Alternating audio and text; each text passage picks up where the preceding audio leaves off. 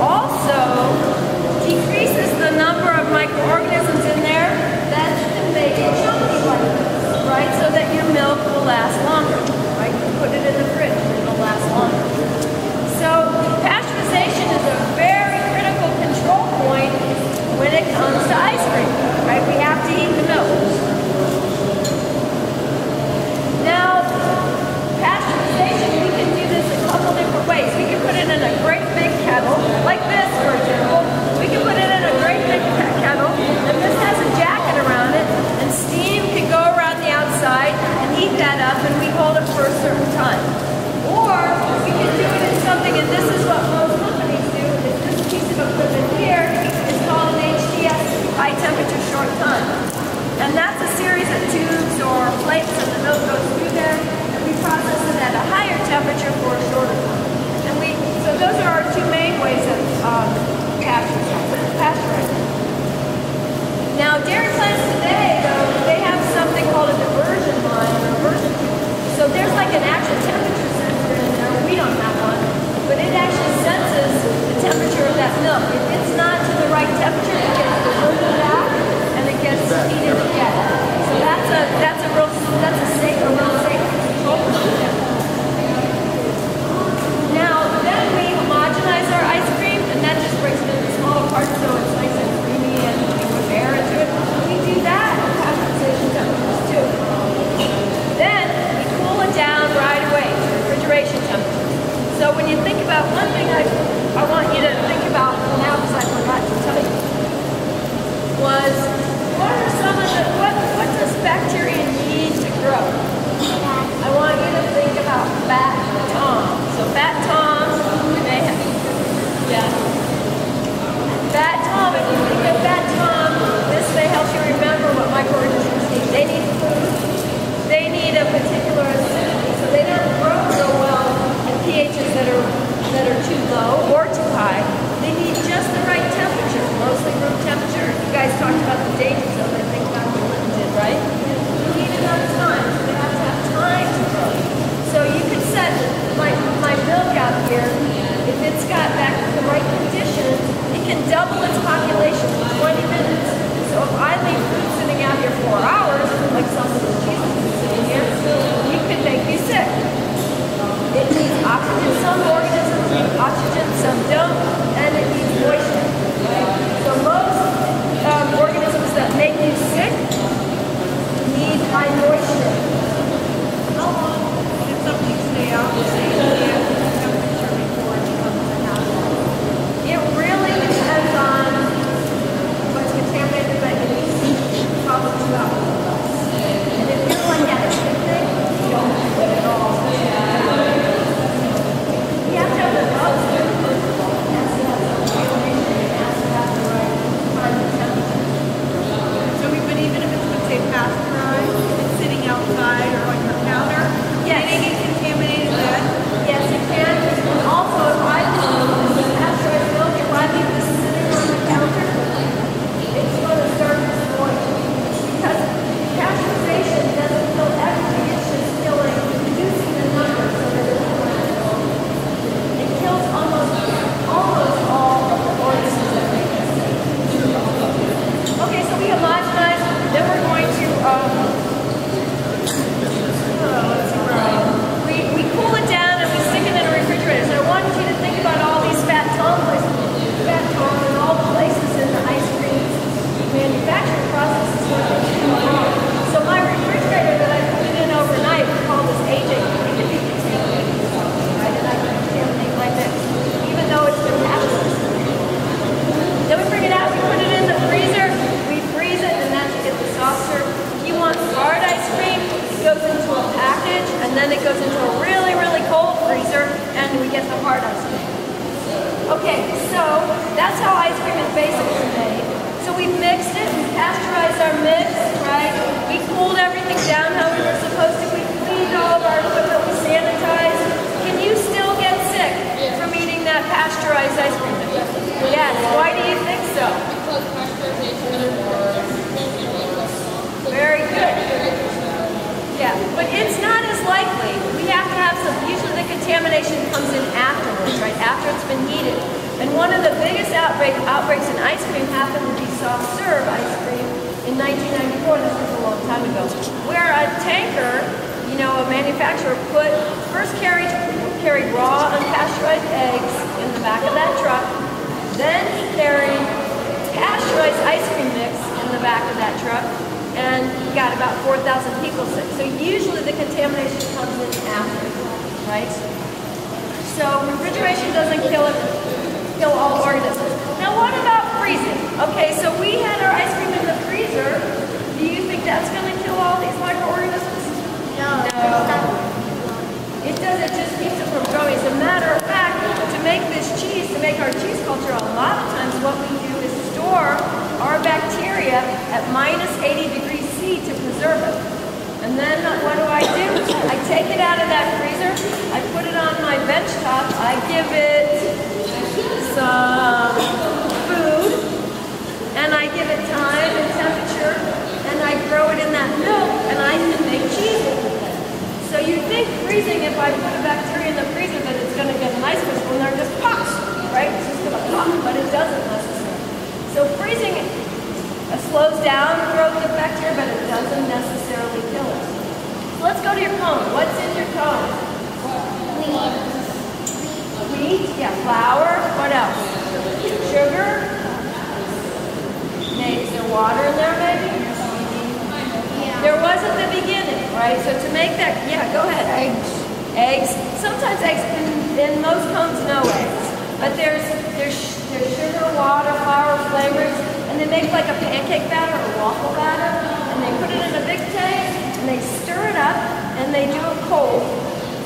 But then what do they have to do with that pancake batter to make it crispy?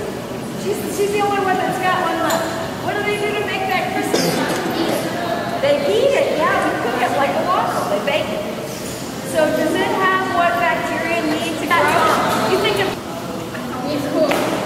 could, but what's it missing?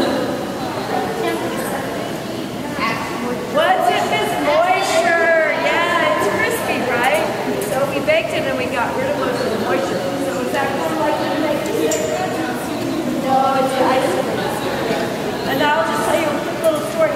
What they used to do with the ice cream before they had cones is they would put it in a dish, like at the fair or whatever, and the customer would lick it off. That's how no utensils. They would lick the dish, and then they give it back to the vendor, he rinsed it off, and then he gave it to the next customer. So that probably wasn't so good. They stopped doing that. First cone was the other. I would say it was fair. All right, so let's talk a little bit about cheese. Okay, we're going to switch gears over here. Cheese, we have bacteria that are good, right? Some that are good and some that can make us sick. So to make cheese, we start with milk. We got it from the cow, right? What are we going to do? What's the first thing we're going to do to it? Pasteurize. Very good.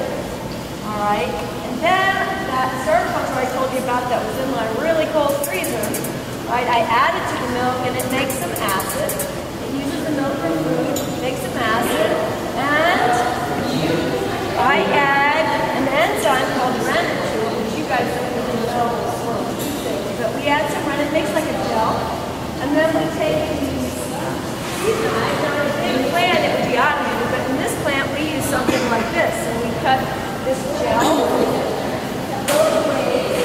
We cook it up a little bit, and it starts to look like this.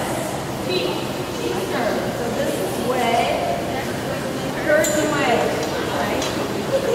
It does kind of look like hot cheese because this is made a little different. It's spatch cheese. This is paneer, actually. Some of you know, yeah. What causes cheese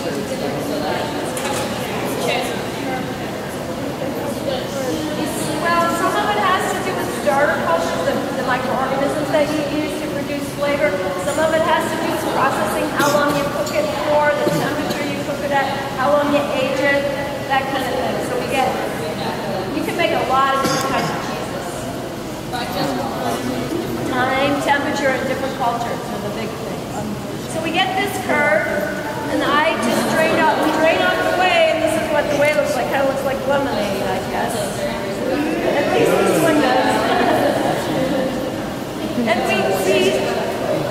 drained out the way, we can get curd that looks like this.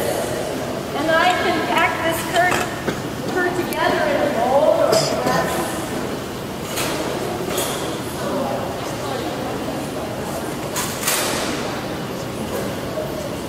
So I can put that cheese curd in a press like this or a mold, put some pressure on it, flatten it out, and it gets rid of almost all the extra whey in there. And I end up with cheese, right? Curd. So, this is fresh cheese though. It hasn't been aged, and I didn't cook it very long. You know, it's very soft. It's kind of like a feta. This is actually paneer, and some of you may have eaten paneer. Yeah. And I made paneer because paneer is pretty easy and fast to make compared to some other kinds of cheese. But all of the cheese is going to end up like that, and we can test it even harder. Put it in an incubator, age it, and it will develop flavor, and it'll get a real soft texture like cheddar. So depending on what we do after that, it depends on the kind of cheese we get. So the safety steps in cheese, one of the things we add to cheese though that helps with food safety is we add some salt. So we add salt for flavor. A lot of times, right, we like our cheese a little salty, but it also helps stop microbial growth. Bugs don't like to grow if it's too salty. Some bugs do, but most of them don't like to grow if it's too salty. Yes? Why not finger on the Dead Sea? I'm guessing, I don't know. The Dead Sea is really salty. Yeah. There are some bacteria that like salt though, but I don't know. There must be some bacteria in the Dead Sea. Are there any questions? None? You explained it very well. Here? Well, once I get the milk, I get this curd, I drain off this way, right? So it looks like this. Then I just can ladle this into here, just like it is. Sometimes we put cheesecloth in here, you know, to hold it at the bottom. Put the curd in there and just turn it. And give it some time and it gets. It squeezes the water. Yeah, it squeezes the spray out. But usually, are you wondering why it doesn't fall out? I'm guessing. We usually put a piece of cheesecloth in here and it holds this loose curd until it gets kind of solid. Yes? For like cheddar cheese, how do they make it like, some is like mild, but there's like sharp, and there's like sharp. The extra sharp? Okay, so it depends on how long you age it for. So once they've made the curd, some of it is aged like 30 days or whatever, some 60, some 90, some even longer. So it gives the bacteria a longer time to work on this protein in there, and it changes the flavor. So if you go back to cheese, like have a lot more protein than cheese is better than cheddar. No, it just changes, it doesn't change the amount of protein necessarily, it changes the way the protein, its texture. And then there's also fat in there, so we get different flavors from fat too. Fat and the protein changes the texture and the flavor, given enough time. This cheese I made with lemon juice because I wanted it to be fast. So I can make acid, I can either get the acid down low by using bacteria, or I could use lemon juice if I want to cheat, right, and be fast. But, so this doesn't have any bacteria in it except for what's from my hand, but I've been picking it up all